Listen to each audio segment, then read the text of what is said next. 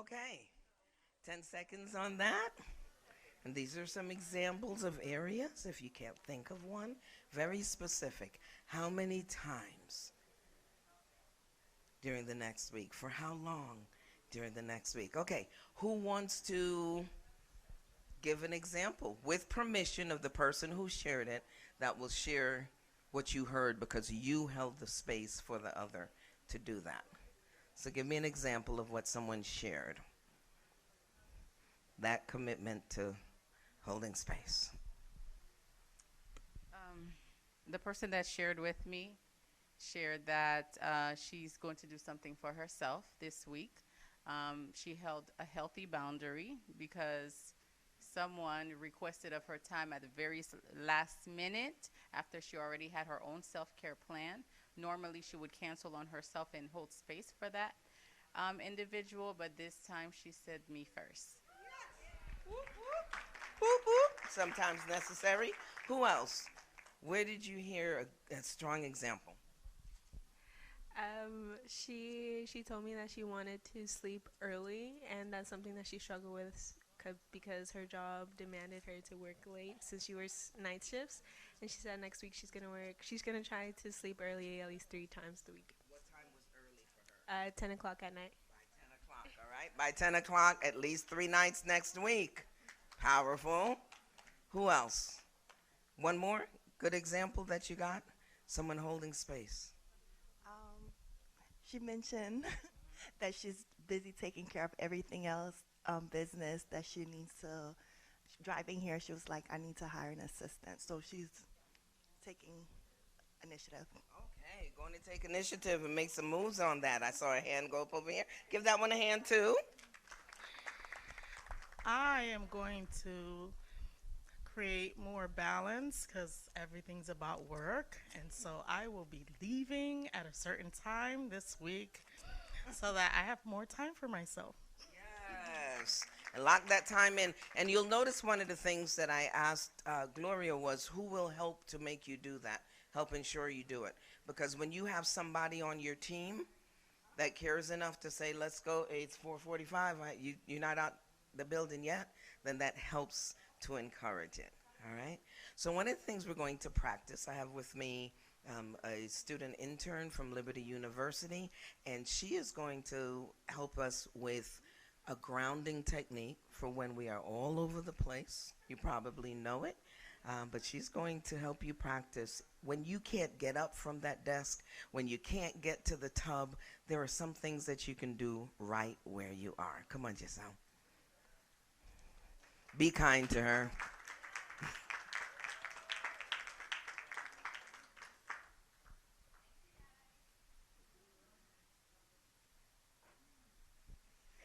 I feel a little nervous, so bear with me. My hands are sweating. But self care for me is really important, and I will be honest, it's something that I'm continuously working on. When Liberty does the dispositions where they ask you what areas do you need work on, I think that that's an area that still needs a lot of work, but making it a priority to even do breath work or do a grounding technique can be very important to be able to kind of calm the nervous system. I'm huge for nature. I'm a nature lover. I actually was on the beach before walking onto the premise. And one of the things that I have learned is grounding, so making that connection with Earth and being able to, sorry, and being able to kick off your shoes. I don't know if you guys know that, but if you're able to stand outside for 15 minutes, kick off your shoes, whether it's on grass, soil, or the beach, you're able to reduce inflammation. You're able to calm down the nervous system because the energy is kind of flowing into the earth. Another grounding technique that you can do is the 5 4 3 2 1. Has anyone heard of it before? Okay, awesome, good. And just so I don't forget, you're gonna see me reading off my phone because I get a little nervous. But So typically how it would work is the 5 things you see. So you would be able to identify 5 objects. So could someone identify 5 objects really quick? The balloons, okay. Flowers, uh-huh. Tables, chairs, cameras, okay. And then 4 things you could feel right now. The air, okay. I feel the microphone, the flowers, touching the flowers. I see the gentleman back there touching the camera, making sure everything's good. And one more. Oh, the heat from the windows, that's a good one. Then 3 things you could hear. My voice, the AC, one more. The camera flashing. Then 2 things you could smell. I know that they passed around the lunch bag, so coffee, okay. Flowers. And then lastly, 1 thing you could taste. I see the young lady sipping over there on her coffee, okay. Orange juice. So it's awesome because in that moment you guys practice to really be present. When our nervous system is kind of heightened, we forget that we're in the present moment. So doing that technique gives you the ability to really be present in the moment and kind of calm your nervous system and let you know, hey, I really am here. I could really melt away from where my worries are and really be present in the moment. So thank you guys. Good job. One of the things I like about the 5, 4, 3, 2, 1 is it really doesn't matter which order. It's that you're using all of your senses and it's pulling you into the right here, right now. The other thing to know, there's not magic in it. You know that your brain doesn't think and feel simultaneously. So all it's doing is pulling you from that feeling space and getting you to think about what's going on in the here and now. So last thought on this. If you're going to hold space for yourself, you also have to be able to hold space for yourself with others. And some of you mentioned that already. Some of holding space for yourself, protecting space for yourself, where you don't have to be judged, where you don't have to be intimidated, where you can be fully accepted, means that you've got to create, I put a big brick wall on that graphic to remind you that you have to have what? Boundaries. Healthy boundaries. Know who you have to say the no to, who you have to say the wait to, who you need to close the door to be better for yourself. There's a quote I heard a long time ago. When I say no to you, I'm saying yes to me. So you hold space for yourself with others by implementing and maintaining healthy boundaries. You hold space for yourself with others by checking in, mindful check-ins. When you're in a space, you might already be out on that date. You might already be at that family reunion. You might already be at that dinner, wherever you already are. And you have to pull yourself away for a moment and check in with yourself. Why am I feeling anxious? Why is my stomach hurting? Why is this headache starting? What in this space is not okay for me? If you were taken to dinner and you have a peanut allergy and somebody was giving you pad thai with peanuts, would you continue to eat? I hope not.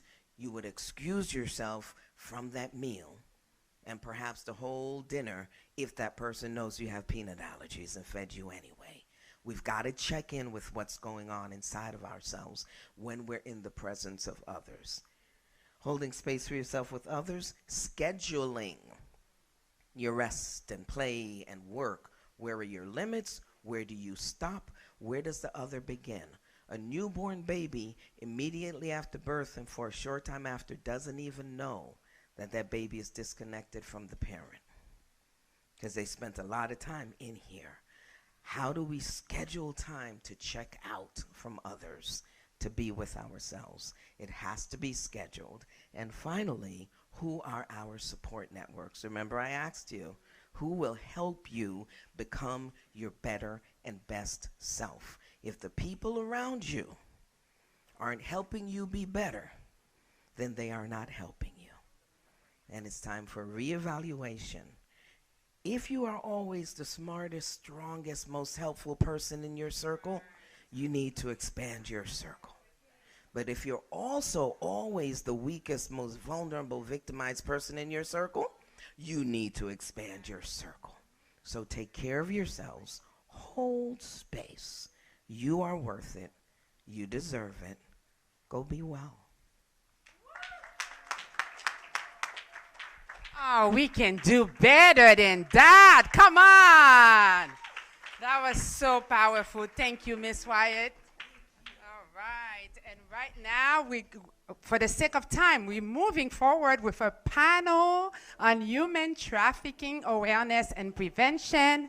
And I am going to bring Mr. Emmanuel, a dynamic speaker and human trafficking advocate and youth mentor with 19 years of experience working with young people in churches across New Jersey, New York, and South Florida for over 5.5 years. He has also served in the education and nonprofit sector, facilitating workshops for middle and high school students on the importance of healthy decision-making in all type of relationship. That is just part of his bio, and he's going to introduce his panel. So put your hands together for Mr. Emmanuel. Hello, everybody. Good morning. Good morning. All right. I'm loving this, that is very interactive. That's the part that I love the most. But we're going to get going because I know time is ticking and we started a little bit late. But we have 5 panelists that I have invited to partake in some of these questions for human trafficking. So I'm going to have Jamie come, and you can just have a seat right here. Jamie, I'm not going to read all the bio because for the sake of time, but Jamie is a human trafficking survivor, specifically sex trafficking. I'm not sure if it's labor also, but human trafficking in general. She works for Camila's House. She does a bunch of work, a woman of God as well, and you'll get to hear more of her as we go on. The next person is we have Tanya. I need help with your last name. Janusa. So Tanya Janusa. She works with the state attorney's office for Miami, specifically in the area of human trafficking, and you'll get to hear more of her as well. And then the next person is my good friend, Gloria Martinez. So Gloria Martinez, she's also a human trafficking survivor from the age of 12 years old, which we'll talk about that as well. She also has a nonprofit called Taking Back the Girls, working with middle schoolers and different schools and a bunch of other good stuff.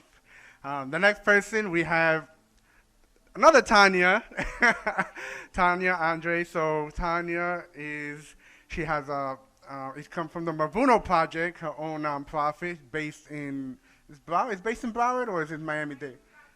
Okay, both counties, and she's also working in the schools, talking to middle schoolers about the dangers of human trafficking and what to look for and a lot of other good stuff. And then the last person I will introduce, Victor Williams. Thank you, Victor, for coming. Victor has been in this game for a very long time, over 15 years, but he also worked for the Department of Homeland Security, been in Atlanta, and now he's also has a nonprofit called Quest to Freedom, based here in South Florida. All right. So we're going to get into let me stay away from this right here. So we're going to just work into the question that I had for them. All right. Very interesting question that I had to really think about, especially pertaining to the field, a specific field that they're working in, even though all of them are in the field of advocacy and going into schools and doing workshops and all of that. But I have specific questions for each and every one of them. So for the first general question, I actually want to ask Tanya this question, specifically because... Which Tanya? Oh, Tanya Janusa. So, yeah, specifically because you work for the state attorney's office, and I'm sure there's a lot of court cases that you have to go to and whatnot. But can you define what is human trafficking? That's a good one. You want the court definition? Give me the court definition and anything else that you want to add. Okay. Well, human trafficking through our legislator is force, fraud, or coercion, sex trafficking, or labor trafficking. There are two parts to human trafficking. And the definition of human trafficking for me is to take away somebody's freedom, to not have a voice, and to not be able to work as an individual on your own. Awesome. And can you just elaborate, talk about the age? Because you have the 18 and under, over, and then 18 and under. There's distinction between there too. Sure.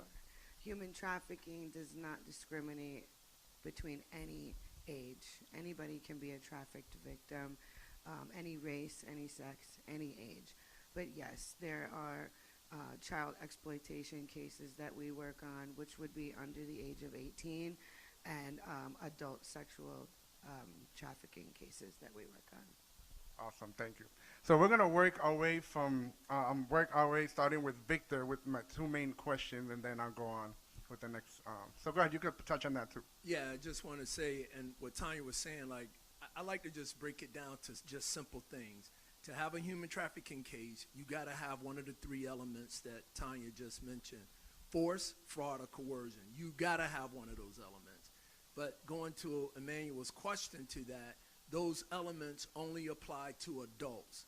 So since the year 2000, when we first had our human trafficking laws, there were no such thing as child prostitution.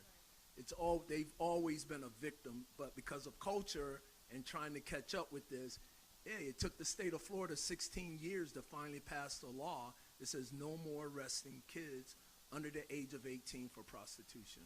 Right. There is really no such thing as child prostitutes.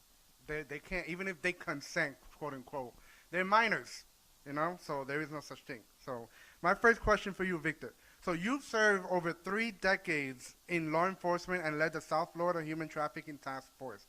What first drew you to the fight against human trafficking? So my first introduction to human trafficking, I was working at the International Law Enforcement Academy in Botswana, Africa, when I heard the words modern-day slavery in the United States. That was my first introduction. I was working for Homeland Security, assigned to the FBI Joint Terrorism Task Force, but when I got back to the States, my time was up with the FBI, and when I came back to Homeland Security, I got assigned to the Human Trafficking Unit. What really drew me in was the first case I ever dealt with where we had victims giving their impact statements at a trial. And the first woman that gave her impact statement talked about how they took her from the age of 14 and they had trafficked her for 12 years. And she was put along in a trailer along the roads in Homestead. I don't know if anybody's ever gone down to Homestead and seen the fields where people pick the vegetables that we eat. Well, she was put along these trailers where those men didn't go home and shower after digging up our vegetables, that we eat every day. They went right from those dirty fields into the trailer where I stopped using the word sex, where she was raped anywhere from 10 to 25 times a day. I knew at that moment I would be in this fight forever. Awesome. Praise God. You can clap. Feel free to clap. My next question for you, Victor, is still going on you. So right now we've been living in the internet age for quite some time, and there's all kinds of stuff. Good stuff, and of course, all kinds of bad stuff. And I believe that for me at least, that's the biggest monster that is hard to bring down. And I believe that predators, any type of predators, that's their main avenue to get these kids and lure them in.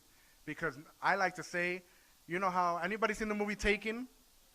Right? A lot of people always refer to that movie for human trafficking, but it's not really the case. Human trafficking, most people that I traffic, over 40%, I believe, it's by people that they know. It's familial. It's not necessarily a whole white van coming and snatching kids off the street. All they need is a phone and some Wi-Fi and just slip in DMs and have conversations and get them, and they're vulnerable. So my question for you is, how has technology changed the way traffickers operate and how law enforcement investigates them? Well, going to your point, the social media can be positive and it can be negative. When it comes to human trafficking, it's definitely negative. Just 2 weeks ago, I was involved with two families helping get their kids back, a 15-year-old boy and a 14-year-old girl who were all met online, talking to people through games. So going to that point, I tell parents, you're responsible for a lot of things.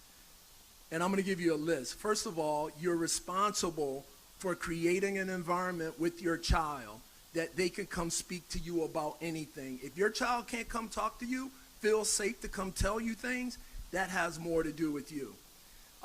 Parents, talking about trauma. If you're not dealing with your traumas that your parents may have given you, that their grandparents may have given them, if we're not checking our trauma issues, then we're passing them on to our children. Generational trauma, unresolved trauma creates the vulnerability for people to become victims. And lastly, going to the, what's her name, Miss Sanjay, the lady that just spoke, great, Sonia, I'm sorry, great, speech. But I leave this to parents. What are you teaching your kids about love?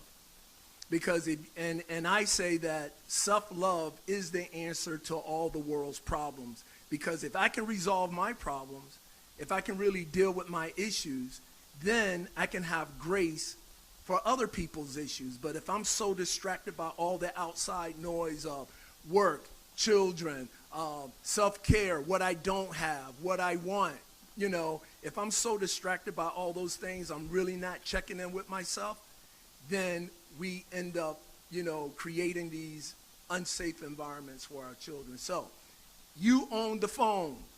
You own the phone. Set good patterns. The phone doesn't go to bed with children. I've seen kids with phones right now. It's like a drug. You try to take it. It's my phone. Oh, no, you just killed them. Set the tone. No taking the phone to bed. Only so many hours. And have an app that you know when that phone is on, who they're talking to and what they're doing. Right. Just something that he mentioned, because I was talking to him early in the table, talking about trauma, and I heard this recently in paraphrasing. Many times, the children's first bullies are actually their parents because they have not gotten their trauma resolved. And I'm a witness of that. Thank you, Victor. Yep. So let's go to Tanya from the Mavuno Project. You often speak about transforming trauma into purpose. What inspired you to start the Mavuno Project and step into this full time? First of all, thank you for allowing this panel to happen and to the organizers of this amazing, beautiful event. Dr. Etienne and Dr. Losama have really been supportive of our mission. What led me to start the Mavuno Project and do this full time was my own personal experience of child abuse, child sexual abuse, and the wanting to find purpose and healing for why that had happened to me. And I think that a lot of times when people experience some type of childhood trauma, that is a common question, is the why. Why did this happen to me? Later on in life, to make a long journey short, later on in life, I quit my job. I was just telling Jamie here, my friend, I used to live south of here in front of the Trump Towers on the 15th floor, overlooking the ocean. I was VP of marketing for a Fortune 500 company. You would have thought, looking from the outside in, that I was doing extremely well and that I had no cares in the world. But really, internally, I was dying a slow death, right? My emotions, my mental health, everything was dying. So I went into a crash. Mental crash. I called my VP of the Eastern region of the company I was with that time, and I said, I can't do this anymore. I quit. I had been in my job at that point for about 10 years. Like I said, VP of marketing for the entire company. And I decided to quit my job. And then later I realized, oh my God, I need money. How am I going to make money? Because I just have all these bills to pay, right?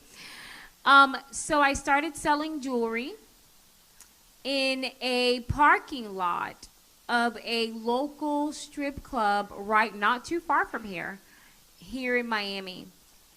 And I did that for 6 months, and I was starting to see some things that, well, I said, well, you know, I don't understand the strip club culture, so maybe it's normal.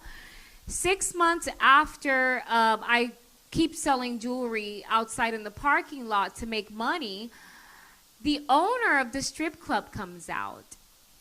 And if you are a person of faith or you know any type of biblical scriptures or reference, the owner of the strip club comes to me and he says, I have prepared a table for you in the locker room, right? And there's a scripture in the Bible that says that he will prepare a table for you in the presence of your enemies. Now, people aren't necessarily my enemies, but the horrible crime of human trafficking that I encountered was my enemy. And for the next 2 years, I worked in several different strip clubs here in South Florida, some of the biggest strip clubs, encountering and seeing human trafficking being played out right in front of my eyes. Now, what does that have to do with my personal story? Well, I also realized that about 95% of the survivors or victims that I met at that time had also experienced trauma, sexual abuse, some type of dysfunction as a child. And I realized that could have been me. So it gave me an empathetic heart to look at others that are in places that some of us deem, right, immoral, that some of us deem, oh, they're there by choice, but what we really don't know is that they're slaves. And I knew after 2 years of that experience that I had to be a voice, that I had to raise awareness and tell people of what I had experienced, what I had witnessed, to prevent others, specifically children, where we work a lot with children, to prevent children from being part or victims of this horrible crime. Awesome. Thank you so much, Tanya. Keep that microphone with you. You can clap. Go ahead. You can feel free to clap. Praise God. So you've led national campaigns during the Super Bowl with It's a Penalty, partnering with athletes, corporation, and law enforcement. What did you learn about building powerful coalitions to fight trafficking? Great. That's a great question. I was a U.S. campaign director for an organization called It's a Penalty, and I did that for 7 years. I started actually in Miami as a volunteer for It's a Penalty, and then they called me back to work for Tampa, their Tampa Super Bowl, and I just finished my last campaign with them the year before last. So I've been able to travel to about 7 Super Bowls, hosting international and large campaigns. And what did I learn? I learned that I think we can all share the same sentiment. It doesn't matter how much we talk about it, people are still clueless. You know, people are still in denial that this is happening, and messaging matters. And we don't do those campaigns specifically to say that the Super Bowl is a magnet for human trafficking, because I think that that's been dispelled, right? But it's a platform, it's a national platform to be able to raise our voice and raise our messaging and use it for good, you know, to let people know, hey, this is happening. You know, we talked about domestic violence. Well, it doesn't stop at domestic violence. A lot of cases of domestic violence end up in trafficking. It doesn't stop. My story could have not stopped at just being sexually abused at the age of 3. Many stories continue on to be trafficked. right? It doesn't stop at just being a drug addict. Many drug addicts continue to being trafficked. So it's putting all those pieces together and understanding that education is key. Education is key. And it's one of what I believe it's the first tool to prevent and to help stop this horrible crime that we are living in that we call human trafficking. Amen. All right. Gloria. Hi, my friend. Hi. As a trafficking... Yes. Be nice with your questions. As a trafficking survivor yourself, what was the moment or realization that pushed you to turn your pain into purpose? But before you go there, before you answer, so how many of you have heard some of the signs of what to look for when it comes to human trafficking? Just raise your hand, even if you know one sign, right? Now, it is very common and typical for a person, especially a child or anybody that's vulnerable, to have those signs. Now, the interesting story about Gloria is that she didn't have any of those signs, right? And she could probably talk about it more. She had both her parents. They were great. I think they were in the law enforcement field as well. But she was trafficked at 12 years old by another minor. So I grew up in Cutler Bay on Old Cutler. And what Emmanuel is referring to is that we are told very often that the statistics, right, the research shows that you are more likely to be trafficked if you are a foster youth, if you experience homelessness, if you have previous abuse or neglect, if you lack role models, I can go on, you guys can fill in the blank with all the horrible things that they say that some of our kids are faced with. And sometimes they are, right? I was not one of those kids. My father worked for the federal government. My mom worked in IT on the mainframe. I had 3 older brothers. I grew up, again, on Old Cutler. That was, we've got $1 million homes over there. Okay, it was not in the cards for me as people thought, right? But it ended up there. And so my inspiration, so as Emmanuel said, I was trafficked 12 to 17 and a half by a minor. My trafficker was 16. He did recruit me on the basis of love and being my boyfriend. But after I was able to get out, thank God, I fled and I went to college and I worked on myself. I'm a social worker by trade, and I thank God again that I chose that career path because that career path helped heal me in a lot of ways.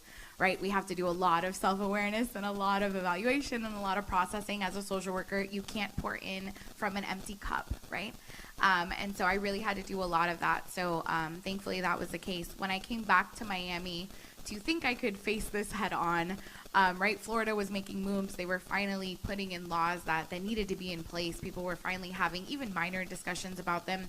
I started working in the field, and I worked as a supervisor for case managers that worked with survivors, and I worked with survivors very closely, and nobody knew that I was a survivor.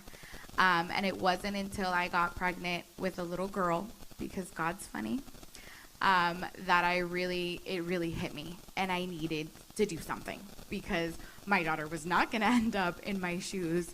The kids around me are not going to end up, and it wasn't until they said we had the gender reveal, and it was like, it's a girl, and everyone was so excited, and I remember just dying inside because I knew what could happen to her. I knew even though you have all the things in place, you have a great family, you don't lack for nothing, you have support systems, you have all these things around you, because I was a community kid, I was in Girl Scouts, I played volleyball, I played soccer, I played all the things, I had plenty of eyes on me. But nobody knew what was going on, and it wasn't supposed to be in the cards for me, and somehow it still was. So that was definitely my switch. My daughter definitely made me do a 180. Speaking of daughters, how many of you have a daughter or even a son? How many of you have, yeah, okay. Pay attention to this question. Gloria, your research, what a daughter is worth to a trafficker. It's a powerful yet haunting title. Can you share what inspired that study and what key insights you have discovered? All right. So I am in the last year of my doctorate. That means I live and breathe research of human trafficking, guys. So if anyone needs any information, I'm like an encyclopedia. But I went down this rabbit hole of research because during the time that I was trafficked, I never saw the transactions. So I wondered, how much did he make off of me? Do we know? Does anybody know in the world? Has anyone done that research to look at it? Right? Because all we hear is that human trafficking is a multi-million-dollar industry, right? Multi-billion-dollar with a B, guys, B. Right? Right? Am I right? Yes? Okay, just want to make sure. So in that research, right, no one broke it down. And so I started looking and looking and looking, and I found it. And the average that one minor girl, because that's the most research we have, but that's a different story, the average that one girl can make one trafficker in 1 year is $150,000 to $250,000 a year. I see your reaction in the back. You know what I do when I speak to kids? I make them pull out a calculator and take $150,000 and I have them divide it by 52 weeks. And I have them see that, because that is shocking. It is shocking when you see that number broken down into what youth and young people and survivors, right, victims in that moment are forced to bring home, right? And there's plenty of survivors. Rebecca Bender, right, is a pretty famous survivor, I would say. She was trafficked with her daughter, right? So her daughter was held by her pimp, and she had to bring home a specific amount of money, or else he would put her daughter on the street. So it's really looking at that, but mostly because I didn't know how much he made off me. I never saw the transactions. I never saw an exchange for me. So curiosity, I needed to know, and I needed to share that. So thankfully it was published, and we're getting that word out there. So speaking on that, when it comes to money and being sold, and I know Victor, I share his sentiment on this. They say that drugs are the number one crime in the world. You know, we like to say that it's actually human trafficking. Why? Think about it. When somebody has a bag of whatever drugs or any type of drugs, how many times can they use that one drug? One time. But a body, that young girl, that young boy, their body is being used multiple times a day, every single day. That's a lot of money. And we're talking a lot about sex trafficking, but labor trafficking is 60 to 70% of all trafficking. So what does that mean to you? What does that mean to us? If you own a cell phone, you have the ability to buy food, you have the ability to buy clothes. We have a minimum of 40 to 60 slaves working for us. So human trafficking affects us all, whether we know it or not. We all can play a part, having more information. All right. Tanya Janusa,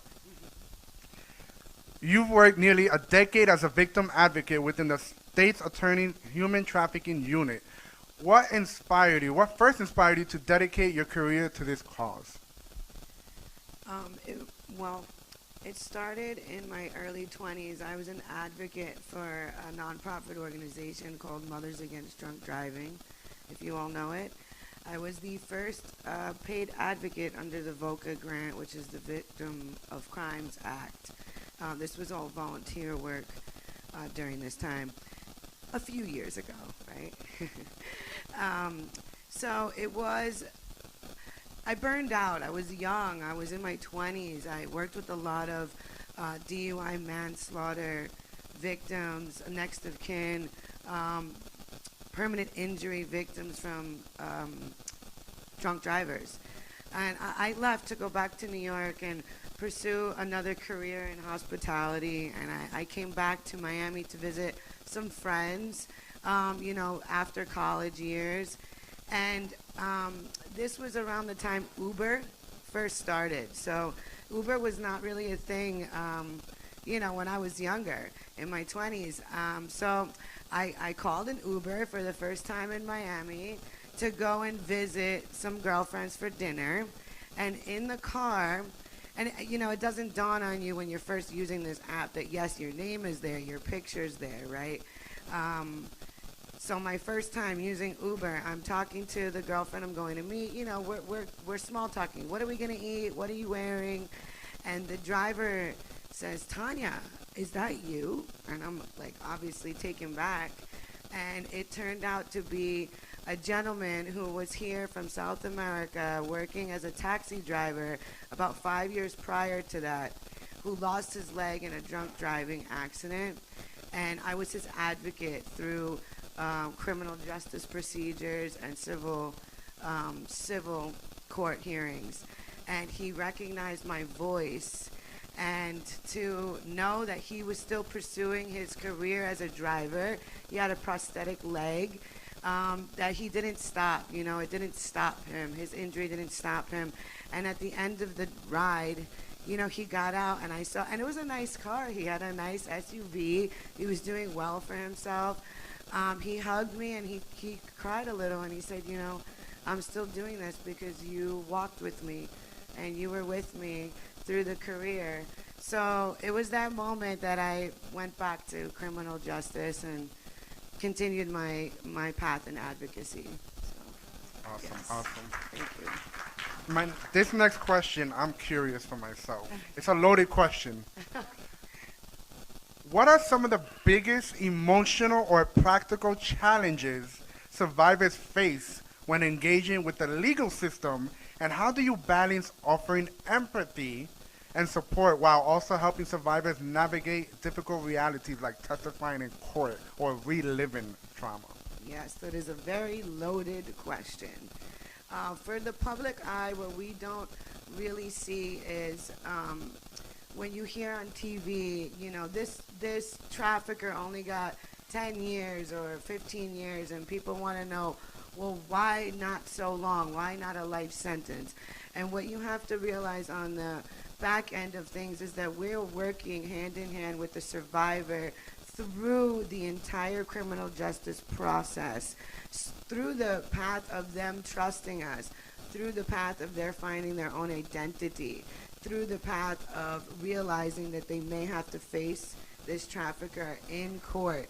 So justice for them sometimes looks like, okay, let's settle this outside of the criminal justice system. So what you see on TV, the 10 years doing in prison, is really the emotional step that the trafficker is taking for themselves. They made that decision to put the trafficker in jail and accept a plea as opposed to going forward with a trial, right? And then we have conditions on the back end, maybe 15 years of community control or probation, and these are the things that the public eye doesn't hear. So we are there hand in hand working with the survivor and allowing them to make the decisions on what is their next step forward. What does their justice look like? Awesome. Thank you. Jamie, your story is incredibly powerful. Can you take us back when you first began to recognize that what you were experiencing was actually trafficking and not just an unhealthy relationship? I did not know that I was being trafficked until I actually had already gotten out of it. I was working at a pregnancy center at a time, and because I was just in a relationship, or I thought it was a relationship, and I really thought that he loved me. And I was invited to, when I was working at a pregnancy center, I was invited to a trafficking symposium. And so I went to it, and there were these 3 women that were there, and they were telling their stories. And I just broke because they were telling my story. And that is when I realized that what I had gone through was trafficking, because I was a drug addict. And so I thought that I was just being prostituted and that I was being lured in for drugs. But I had no idea, and it tore me to pieces whenever I finally figured it out. Thank you.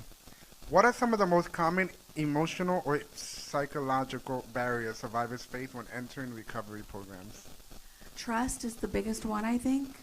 I know I was in the foster care system, and then I was later adopted. So I had a lot of trust issues anyway.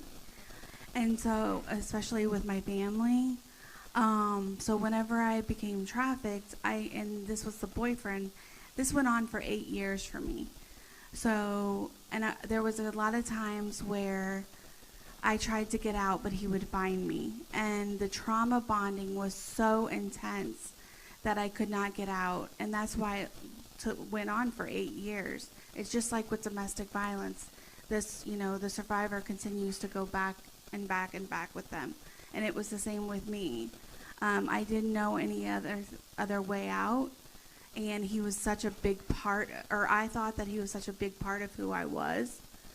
And I was married before I met him, because this happened when I was in my 20s. And so my ex-husband, I thought, had abandoned me. So I thought that this was abandonment also, and it was this never-ending circle of abandonment. And so, it's unfortunate because the way that I thought that I could trust him has now kind of molded the way that I trust men. I've had a really hard time getting into another relationship, and I've been out for almost 14 years. It'll be 14 years next month, because I've found it so hard to trust men and to know that a love can be unconditional and it doesn't have a price tag on it. Amen, amen. This is a question that was not in here, but because you're talking about having a hard time trusting men, I want to hear from either you, any of the ladies, when it comes to being abused in any way by men, and now you're out of that world, you're finding healing, or you're already healed, how do you start trusting men again? What can men do and fight for you that you could be like, he's for me? Because that could be a hard thing. I don't know. I'm not in your shoes. It's not the man's fault. Don't blame the man, Emmanuel. I say that, and it is funny, but please, no, like, we can't do that either, right? And I hope none of us up here are doing that. I don't feel like this is I hate men now and I can never, ever, be with a man again.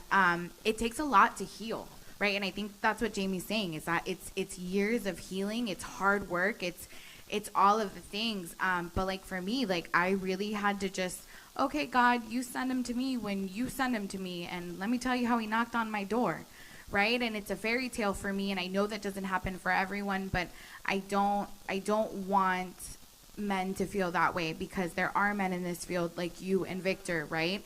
And for you especially, we need to applaud you, because you have really stepped into the human trafficking world that we live in and embraced it.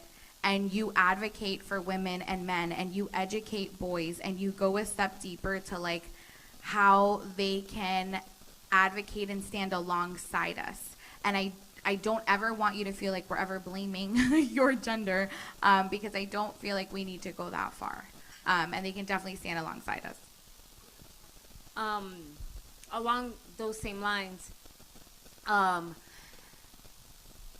remember one day, you're going to know this story, Victor, when I called Victor, because we've been doing this for a long, I think I want to believe we're probably one of the oldest people in this panel, but we've been doing this for a long time. I called Victor because there was a case with some boys that it was more of a fraud case than anything, and all these things were happening. And I remember Victor just leaving wherever he was at, right, to meet me at the Chick-fil-A with these boys, I don't know, at whatever time at night, and you took them and you helped them and all this stuff. So I want to applaud Victor as well for being a male figure representing men that really do care about this, and I will never forget that. But for me, my faith has been the number one contributor to my healing. When you know God, you know peace and you know love. And anything that's outside of that is false love for me. And I'm married. I'm going on 10 years. Oh, yes, thank you. I'm a late bloomer. I met my husband at 36. I gave birth at 40. And it just happened that later in life for me, because I was dealing, not only did I deal with sexual abuse, but I've also dealt with domestic violence from toxic relationships throughout my life. So trust is a big issue, but there is a person out there for you. There is a partner that's out there for you. There is someone that's going to find your worth, that's going to make you feel seen and make you feel valued. It won't be perfect, but it will be perfect for you. And that's my little nugget on how did you find, how do you trust men again or find that relationship again? And as a guy, I find myself a lot in the only guy in the room. If it wasn't for him moderating this, I'll be the only guy on this panel. But and thank you guys for the kind word. But where I am today didn't come. I didn't wake up and become a human trafficking, person advocating and educating on this space. I grew up as a male in America, so I don't mind throwing my dirt. I did a lot of crazy things until I started working human trafficking and understand. But I'm going to go with what Tanya said. I don't think education is enough. And what I mean by that is this. I educate from my lived experiences, not from the experience of Jamie and Gloria, but what I've learned from them, right? And say if most men know what I know, and this is the other part of the education, and acted on it, it's not enough to know, because a lot of people know. The question is, what are we doing about it? We are all responsible for what happens to us. I get to do a class in emotional intelligence with Dr. Etienne occasionally. And what that class has taught me, it's taught me a couple things about myself. We're all responsible for what we do. Society holds us responsible for our actions. Well, you know what? We need to start holding ourselves responsible for our emotions, because we give them away as part of the culture. It's easier for me to blame people for how I feel than me holding on to my own feelings and guarding them. And when I do that, that means I have power. When I start blaming people for how I feel, I just gave them power over me. This is how, and the most powerful thing I've ever heard in my life came from a human trafficking survivor who said, "Thank you, Mr. Trafficker, for what you did to me, because I wouldn't be the woman I am today." Think about that. This is about us. This is about everybody in the room and how we see it for us. The better we are, the better the world is. And only manage what we can control, and that's us. That's us. Hold the mic, hold the mic. Hold the mic, Victor. You talk a lot about changing the culture. Can you talk a little bit about your mindset on that? Yeah, it's just that. As I continue to grow in this space, learn from people working in this space, I continue to change. I've been doing this 15 years and still learning. But what I mostly apply to my life today, I look at the world as there is no negative. There is no failure. It's all about learning. Life is always teaching us, but we get so distracted by what we don't have and what we want and the people we're chasing and all that. I'm going back to what, Miss Sonia said. I mean, I'm just giving it in a different way. But her point is, everything is about us. We got to take back our power, and when we take back our power, it's about me. Like she was saying, a true measurement of self-love are the boundaries that I set for myself to educate people who I am. Who talks about that? Are families having these discussions with their kids? Emotional intelligence is so important because, again, it's your power to manage you. Stop giving your power away to traffic. This is where I practice it most, in Miami traffic. And part of my mindset is wherever I am is where I'm supposed to be. I am not a religious person, but I'm very spiritual. What do I mean? Because I know there's some confusion. Do I believe in a power higher than me? Yes, I do. Do I believe in the Creator? Yes, I do. But I don't follow a particular religion. So if I believe in that, then whatever is happening in the world, whatever is happening to me, what's supposed to happen? We can't have it both ways. We can't say we believe in God, but then want to take the power away by not giving whatever happens to us. It's happening. What's the point? It's for us to learn. It's for us to learn. Life is not perfect. There's going to be ups and downs, and we're going to learn most from our downs. Don't hold on to that energy. Don't try to escape it. Sit in it. Understand why it's happening. Embrace it, and then go and let it pass through you. A lot of us have problems because we're holding on to stuff that we can't control. We're blaming our parents for stuff they did their best. They only did what they could do. So once we start, to this question, once we start understanding how we're applying our past, how we're going to apply our future, it is about us and how we see it in our programming, not yours. But if I care about you enough, I will explain to you who I am and how you should treat me and how we should treat each other. So that's my mindset. Every day is a good day. Gloria, from your research and field work, what do you think communities still misunderstand about how girls are recruited and valued by traffickers? Oh, so much. So currently doing a research study, which a lot of you know because a lot of you have been sent it. Thank you.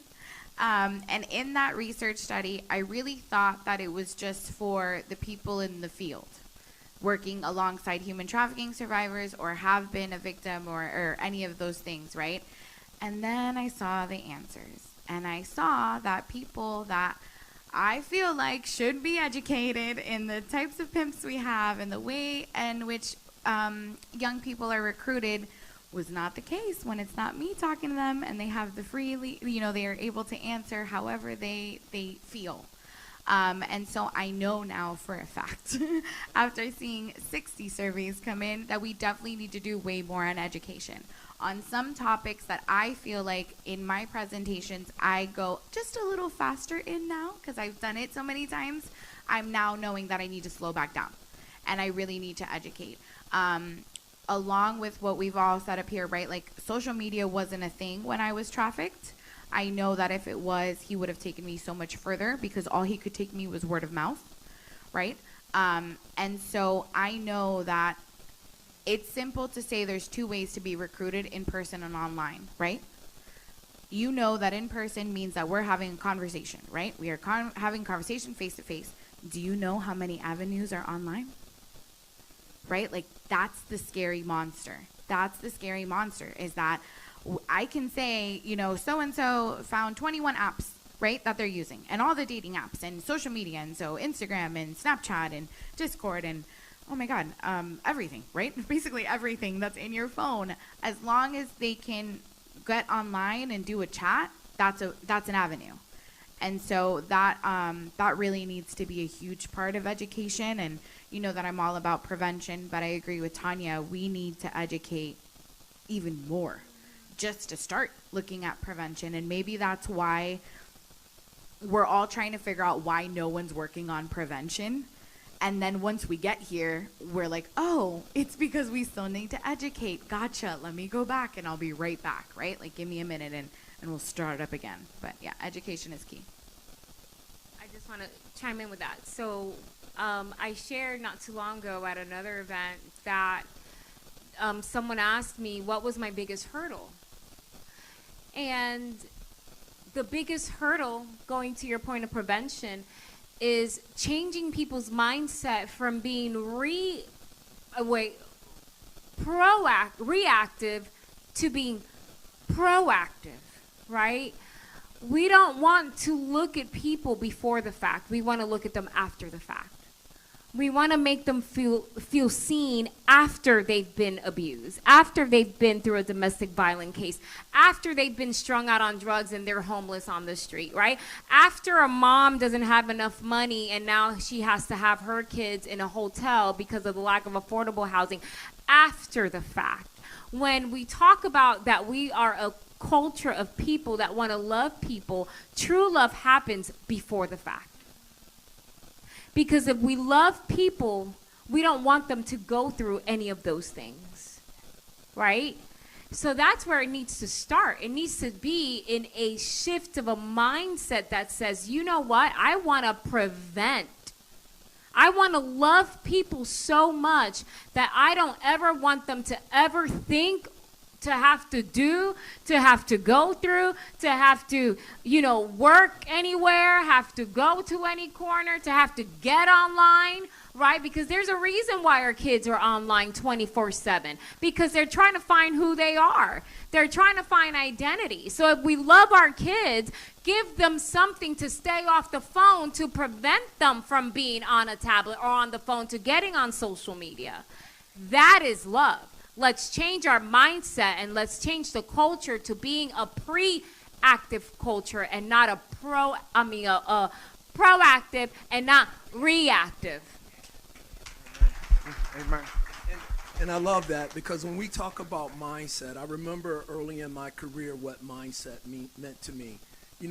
Human trafficking victims and traffickers are created in homes all around the world. That's where all our world starts at home. So this is about culture. This is about parents. This is about us. But one thing that I always like to say, the quick mindset. We all heard prostitution, the world's oldest profession. We heard that? Whereas actually farming is the world's oldest profession. But when I hear that, mostly from men, because I don't want to let us off the hook too much, when I hear that from men, I go, because we're the world's oldest customer. But going to, changing the culture and mindset, we demonize, and it was something that Dr. Etienne was saying, part of our culture is we victim blame. We got to stop that. Going back to the point of understanding mindset, and I don't mean this to any disrespect to anybody who's experienced cancer or who's going through it now, whatever, but I just use it as a point. A lot of people don't care about it until it happens to them. So this is the wake-up call, and this is about us. That's what I'm saying. It's about us. It's about us, who we are, how we see things. Do I have room for 2 more questions? I don't know how much time I have left, because I know we started a little bit late. Oh, wait, yes. How much time do I have left in total? Okay, that's fine. Let me ask one more question here, then I want to have somebody from the audience. I want to go to Tanya. From your perspective, what does justice truly look like for a survivor of trafficking beyond being in the courtroom? Independence for themselves, being able to trust again, build healthy relationships, have a community behind them that they can trust and believe in, resources that are available, and self-love, like Victor says, being able to love themselves so they can then give love to others. Healthy love. Awesome. I'll take 2 questions. Whoever sees hand raised. For anybody who wants to ask a question to any of them, let me know. Okay, perfect. Over here.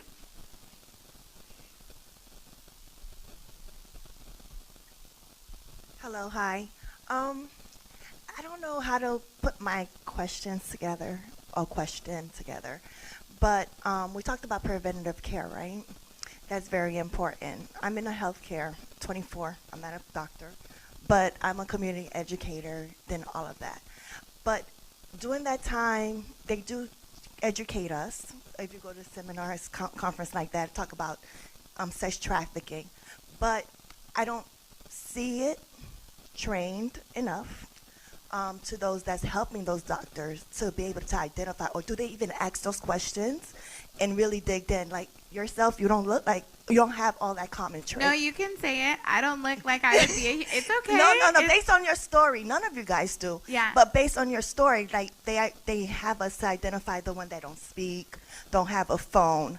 But also, when it comes to preventive care, your health maintenance, or anything that they have, they don't have those questions, or do you feel safe, or what's going on, to really dig down. There's not enough training, I think. Okay, you're not leaving this room without my card, because I go to HCA every year now for the past, 2-3 years, HCA Hospital and others, to educate medical staff. And I normally get to share my story, but I share it in what they need, right? What the crowd needs. What the doctors need to hear, so I will share this with you. When I got to college, okay, my trafficker had passed away. I was free. I got to college. It was the first time that I had made my first big girl doctor's appointment because I'm 18 and I'm in college. So I got into therapy and I was like, I'm going to be honest with my doctor. I'm going to tell him the truth. I have the strength. Gulp. As he asked me, how many sexual partners have you had? I'm a big girl now. I'm 18, right? I've come to terms with myself. I'm starting to own my truth. I tell him less, but I tell him a significant number that clearly he freaked out about, and then went to go ask me how many STDs I've had, how many abortions I've had, and everything else. And when I share this story with medical professionals, they're like, oh my God, right? And so it's about how we're having these discussions and really asking the what happened, not the judgment, right? And so please send me there. I will educate them. I will bring all of us if you'd like, right? Because it's that, and it's just going back to the education, and people need to hear things differently, right? There's many opportunities that I have to take out little bits of my story just for the crowd that needs to hear this part instead of that part. And so just making sure that we are doing that and presenting it in the way that they need. But there is more that needs to be done in the healthcare field, so thank you for saying that. And understand this, when the 2000, when we had the Trafficking Victims Protecting Act, they didn't just define human trafficking. They gave us the 3 Ps: prevention, protection, prosecution. Then we realized we couldn't do this alone, so partnership became a P. Now, just recently, last year, they added a 5th P, policy, because we don't make these changes alone. It takes laws, it takes policy. And so one of the things that we're advocating for is that human trafficking be put on police reports. Because if you're not part of a task force, a lot of officers can't even give you the elements. And then when it comes to medical, yeah, Florida passed a law that doctors and nurses need to learn about this, but those CME trainings are pass, I complete it. They're not interactive where you really have to take something away. And at the end of this, guys, find one thing that you're going to take away today to build off of. Just don't let this be a day that you heard a lot of people talking, but you didn't take anything away. Find one thing, if not many, that you and that's how we begin to change ourselves when we're being educated. We've done trainings for Memorial Hospital, and I know that the medical staff needs to get trained due to policy, but then they sit you in front of a computer, right? You're not going to learn anything like that. You know, you're not going to really catch the full grasp of what's really going on. So I want to leave with this. If you really want to do something and you're in the medical field, like Gloria said, invite her in, a face-to-face. Don't just sit and, don't let it be in front of a computer where you just go click, click, click, click while you're washing dishes, while you're doing that, doing this, grabbing on the phone, doing other things. Because that is not helping the cause. That's hurting the cause because you're being desensitized to the message.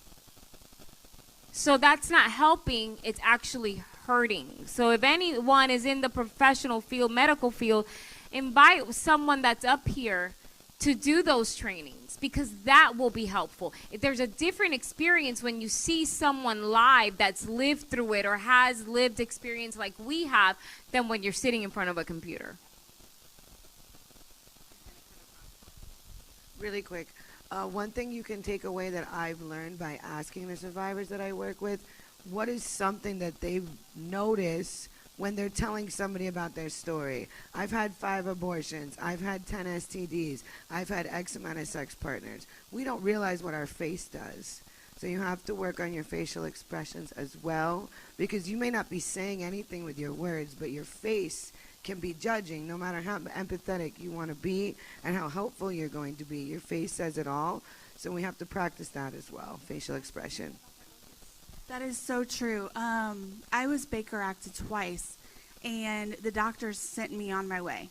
And I think if it would have been now that there is more education out there, they would have saw a lot of the signs and had put me into like a safe house or where I work or something like that. And then I remember too, I went to a psychiatrist on my own, and the doctor told me, I will not see you until you get sober. And he sent me on my way again. And I went and I used. I went right back to him and I used. And that was it. And so the education is so important. And this was a long time ago now, but compared to what the education is now. But I'm so glad that these guys that are on this panel are doing the education in the schools, and then Gloria going into the doctor's offices, because it is so needed. And I ended up having to have a hysterectomy, and my doctor that I have now, he has such an amazing bedside manner.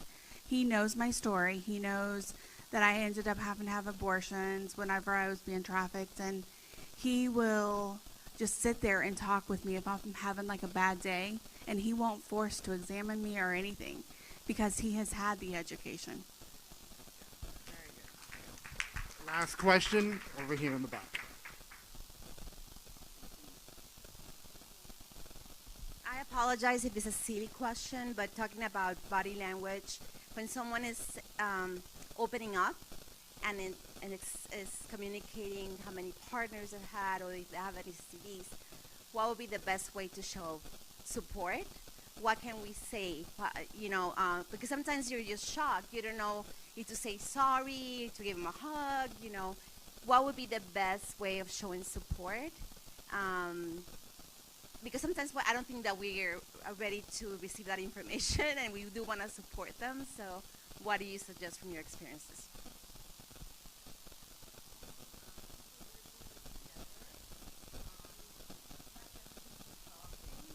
And you be the listener. And the more somebody talks to you, the more you're going to learn.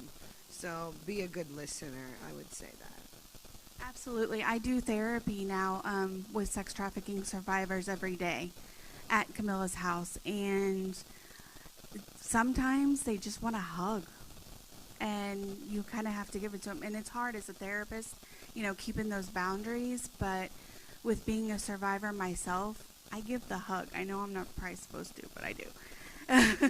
Yeah, exactly. Because we have one girl that'll be like 5 times a day, can I have a hug? Sure, absolutely. So, it is about the body language and the trust and just listening to them, because there's some days that they just want to rant and talk about their families or their situations, and I just let them. I think it's so funny how you have a panel of human trafficking experts, I will say, up here, and we're all so different. So from my perspective, I dislike very much the touching, and people after speaking, oh, you guys are all going to want to hug me. I'm sorry. But after I get off stage, everyone's like, can I please give you a hug? I know you need one. And in my head, I'm like, I really don't. I don't like touch. But it's okay. So I give it for them because I know we all need it in that space, right? But for me, just own it. Like, it is uncomfortable. It's super uncomfortable for me to say I still don't have a PCP. I do have an OB because I've had children. But, and I have all the other doctors I need. But a PCP, I'm all set. And I'll get there. But I told you, long healing. But I'm very honest with my doctor now because I've built that relationship, right? Like Jamie said, you just get that good one that God sends you, right? But just own it. Own, this is uncomfortable for me. I don't know what to say to you. What would be best to go forward? How can I help you? What do you want to do about that, right? Do you want to explore that more? And when I work with youth, whether they're at risk or they're survivors, I basically have them lay out all their trauma, right? Give it all to me. And then I have them circle, what are you ready to talk about? Because if you're not ready to talk about it, we're not going to force this. So pick what you're ready for. Pick what you're not ready for. And so just own that. And lastly, from a perspective working in this space, work on your emotional intelligence. Because when you work on your emotional intelligence, you get to gauge your reactive or response. A lot of us are operating in reactive because we're not managing that. But once we manage our emotional intelligence, now we can respond and control how we respond to that. So we're going to wrap up here, but I want to share something real quick. we are here fighting against human trafficking in many ways, and we do it for different reasons, common reasons, whatnot. But I want to share this, and I hate to do this, but I have to, so you can know what's really out there. And this is a trigger warning. For anybody that knows Tim Tebow, who's a former NFL player, he had the Tim Tebow Foundation, who also fight against human trafficking. He was reading a script of text messages or messages between predators. One of the guys, who was in his 60s, said, "I am into 9-year-old girls." Another guy in older age said, "I like young girls and I take no for an answer." Another guy said, and he's married, and the wife knew, "I'm ready to sell my daughter." Now this one is what really kept me up all night, especially because I have 2 little ones. One guy said, I have about 1 terabyte, if anybody knows, 1 terabyte of baby rapes. If you message me, I'll give you a discount on these videos. Stuff like that is what keeps me awake. And I cannot stay shut. I refuse to stay shut. That's why I do what I do, especially with the youth. So thank you guys. Let's give it a round of applause for them. And we'll catch you on for the next part.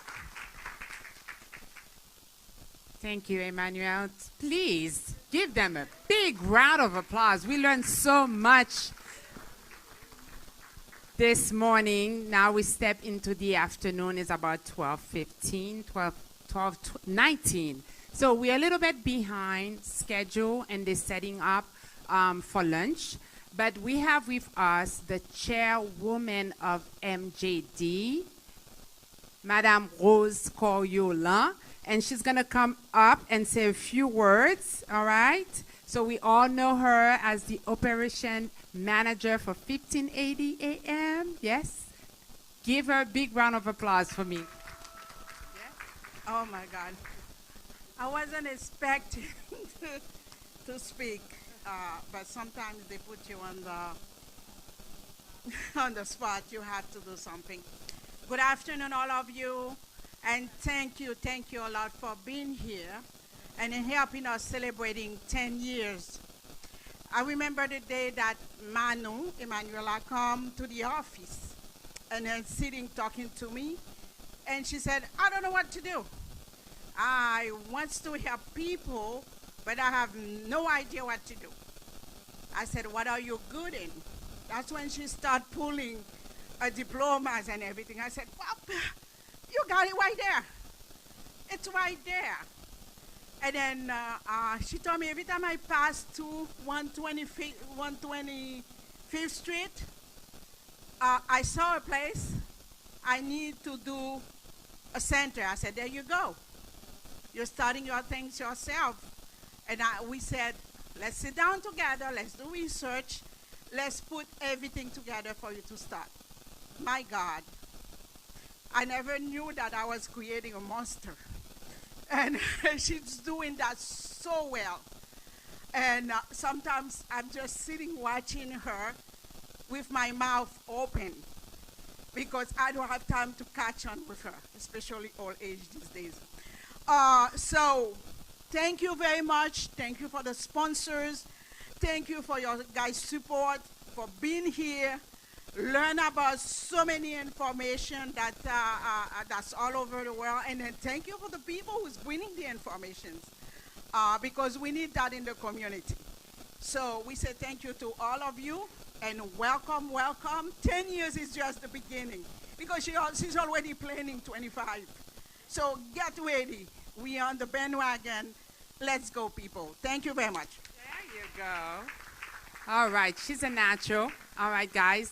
So right now, I know Rose thanked the sponsor. I'm just going to name them. It's on the back of your book. North Miami, Florida, and Miami-Dade College, Miami-Dade County, Global Innovative Foundation. We have TJTJ, and we have the Y. We have Crest to Freedom. We have the Haitian American Nurses Association. We have the Mavuno Project, We have Lumana Physical Therapy. If you need any mental health assistant, you have the Couch Behavior Health and Wellness. And we have GNC Party Rental, Psychic Gardens, Tax Professor. So thank you so much for sponsoring this event. And we also have University of Miami. But this is when I'm gonna ask, they asked me to do something. That's not my specialty, that's usually my husband's specialty, but I love the vision and the mission of MJD. So behind your program, there is a barcode. And I'm gonna ask everybody to give a minimum of $20 to support the mobile clinic. $20 and up, whatever God put in your heart to give, please donate. This is pretty much a free conference, and then we gather so many information. We are empowered, and then right now, MJD need our help. So if you can, before the end of the day, please make a donation. We will greatly appreciate it. So at this time, we're going to give you the time to walk around and see all the organization, the vendors that are out there, and get some information. And they're going to set up the room, and then we're going to come back and have lunch and continue with the program. All right? So give yourself a big round of applause. So far, so good. We're enjoying it. All right. See you soon.